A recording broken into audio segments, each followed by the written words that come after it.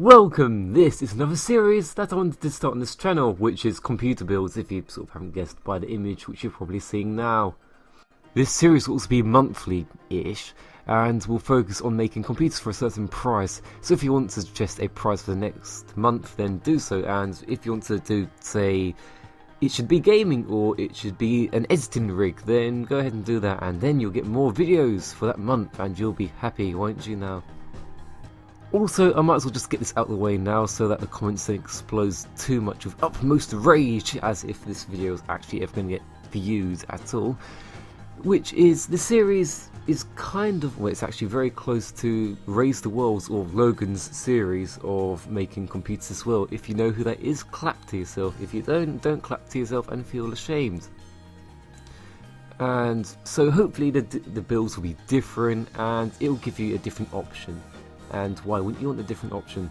Because options are wonderful. And if you don't like options, I'll smear Marmite on you, and you won't like that because it's too strong for you, because you can only eat Vegemite. You think about that. Introduction out of the way, the components that you see on the screen will combine to make yourself a £625 machine of gaming and Mole's Doom. So first up we have the i5 25K. It's a nice quad core processor and wonderful for gaming, and its price is also good for the money, and it's overclockable. What more could you want? To cool it, we have the Cool Master Hypo 212 Evo. It's an all-round good cooler. You'll be able to get some overclocking out of it as well, but you'll probably want to buy a water cooling kit if you want to be overclocking it truly, but then you'll destroy the budget, you horrible person. For the motherboard, we have the ASRock Pro 4M.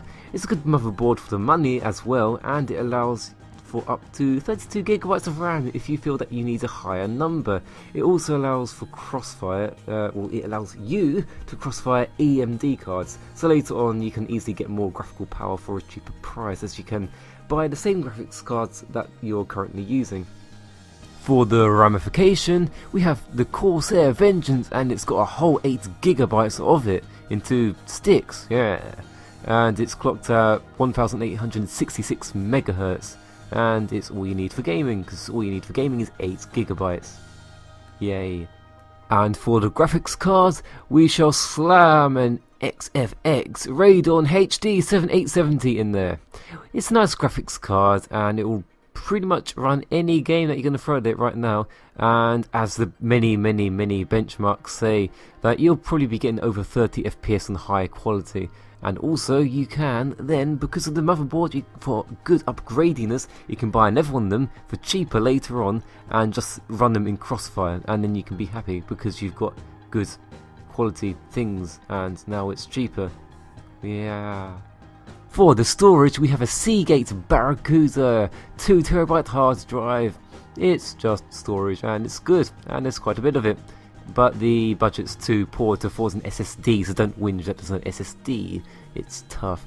And the drive's fine. It stores your OS, your programs, your games, your other files. Yeah, perfect. The power supply that shall power this beastly little thing shall be the XFX 450W 80+ bronze power certified power supply.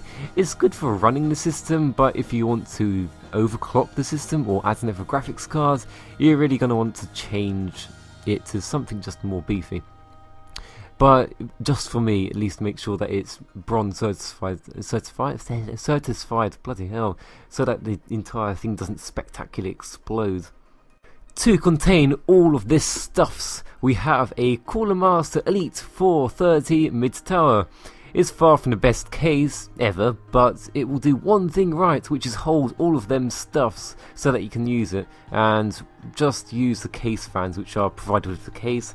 And if you feel like breaking the budget, you terrible person, then you can just replace the fans with some Nokature, or however you pronounce that company's name, fans. And if you want performance but you don't care about the entire thing being silent, then just attach a turbine to the side of your case.